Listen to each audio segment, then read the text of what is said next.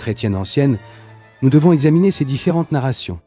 Dans les évangiles du Nouveau Testament, Marie-Madeleine apparaît dans des moments décisifs du récit de la vie de Jésus. Elle est présente lors de la crucifixion.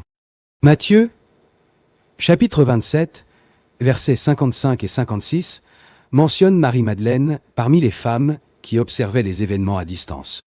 Ces femmes avaient accompagné Jésus depuis la Galilée. Elles étaient présentes alors que beaucoup de disciples s'étaient déjà dispersés. Ce détail montre que Marie-Madeleine faisait partie du cercle des disciples les plus fidèles. Elle apparaît également à nouveau au moment du tombeau.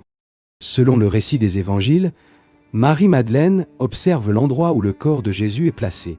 Cela explique pourquoi elle retourne au tombeau le 3e jour. L'épisode de la résurrection renforce encore davantage son importance.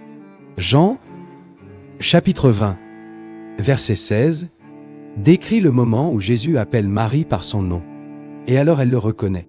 Cette rencontre a fait de Marie-Madeleine la première témoin de la résurrection dans le récit chrétien, un rôle extrêmement significatif au sein de la tradition.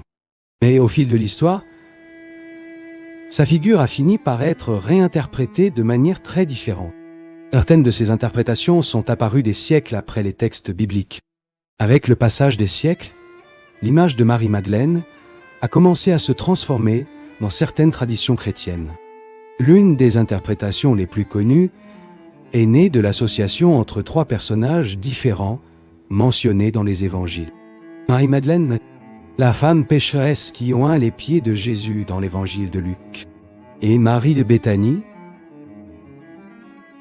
sœur de Marthe et de Lazare. Ces 3 figures apparaissent dans des contextes distincts dans le Nouveau Testament. Mais à certaines périodes de l'histoire chrétienne, elles ont fini par être confondues